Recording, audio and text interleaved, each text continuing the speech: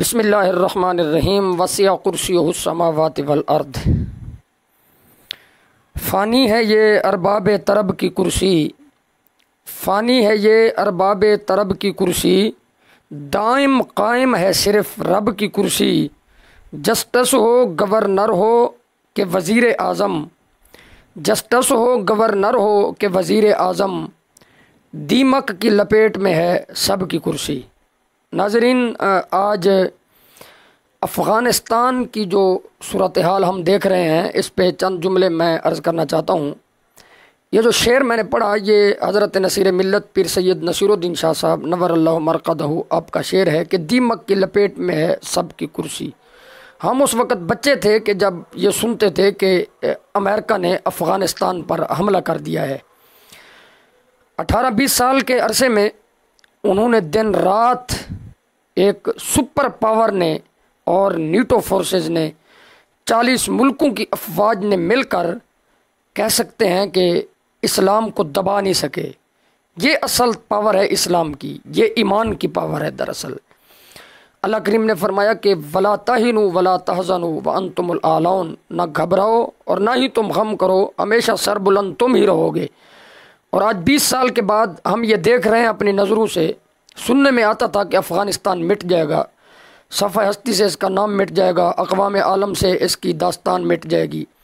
لیکن وہ لوگ کہ جن کی جوتیاں پھٹی ہوئی ہیں اور جن کے کپڑے پرانے ہیں، اور لیکن سب کچھ کے باوجود دیکھنے میں آتا ہے کہ ان کا چیف آف آرمی سٹاف وہ نہر پہ وضو کر رہا ہے، چشمے سے وضو کر رہا ہے۔ دیکھنے میں آتا ہے کہ وہ نیٹو فورسز کے جو اتنے قیمتی سے قیمتی ان کے جو طیارے ہیں ان پر ان کے بچے جھولا جھول رہے ہیں۔ دیکھنے میں آتا ہے کہ ان کے جو اتنے قیمتی ہتھیار اور ان کے ویپنز تھے وہ ان کے بچوں کے کھلونے بنے ہوئے ہیں۔ لیکن یہ پاور کس چیز کی ہے؟ کیا ثابت ہوا؟ نتیجہ یہی نکلتا ہے کہ جن کے سروں پر اللہ نے عزت کی دستار رکھ دی ہو ان کے شملے کبھی نیچے نہیں ہوتے، دستار کے شملے ہمیشہ بلند رہتے ہیں۔ جن کی داڑیاں سنت رسول سے سجی ہوئی ہوں، اللہ کریم سنت رسول صلی اللہ علیہ وسلم کی توہین کبھی برداشت نہیں کرتا۔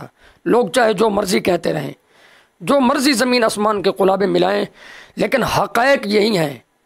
چشم فلک نے یہ نظارہ ایک بار پھر دیکھا ہے۔ جو داستانیں ہم نے بدر و حنین کی سنی ہیں، یرموک و یمامہ کی سنی ہیں، کربلا کی جو داستانیں پڑھی ہیں سنی ہیں، اور آج تک جن لوگوں نے خالصتاً دین کی سربلندی کے لیے جہاد کا علم بلند کیا، اور جنہوں نے دریاؤں میں گھوڑے دوڑا دیے کہ اقبال نے کہا تھا کہ دشت تو دشت دریا بھی نہ چھوڑے ہم نے، کہ بحر ظلمات میں دوڑا دیے گھوڑے ہم نے، تو پھر جواب یہی آیا کہ کوئی قابل ہو تو ہم شانے کئی دیتے ہیں، کوئی قابل ہو تو ہم شانے کئی دیتے ہیں، مانگنے والوں کو دنیا بھی نہیں دیتے ہیں۔ تو یہ آج یہ اس کرۂ ارضی پر ایک نیا سورج طلوع ہو رہا ہے، اس افق پر ایک نئے سورج کی کرنیں پھیل رہی ہیں، اور جن ذہنوں میں جن دلوں میں اسلام کی غیرت ہے یقیناً مسرت ہے۔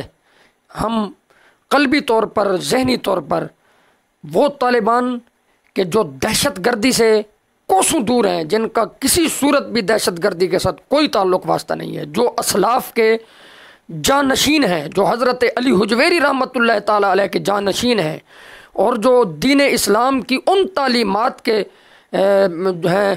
پھیلانے والے ہیں جو تعلیمات اصحاب صفہ سے پھیلی اور منبر رسول صلی اللہ علیہ وسلم سے جن تعلیمات کو پھیلایا گیا، اور جو قرآن جن کے ایک ہاتھ میں اللہ کا قرآن ہے اور دوسرے ہاتھ میں نبی پاک صلی اللہ علیہ وسلم کا فرمان ہے، تو جن کا اوڑھنا بچھونا وہ صرف دین کی سربلندی اور امن ہے۔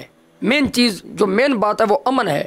تو آج دیکھتے ہیں کہ لوگ باتیں کرتے ہیں جی طالبان پہلے والے نہیں رہے، دراصل پہلے طالبان کا چہرہ کچھ اس طرح کر کے پیش کیا گیا۔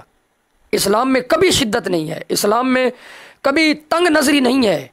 نبی کریم صلی اللہ علیہ وسلم نے ارشاد فرمایا کہ یسروا ولا تعسروا، آسانیاں پیدا کرو، لوگوں کو تنگی میں نہ ڈالو، اور فرمایا کہ بشروا ولا تنفروا، سرکار نے فرمایا کہ لوگوں کو خوش رکھو، نفرت نہ پھیلاؤ۔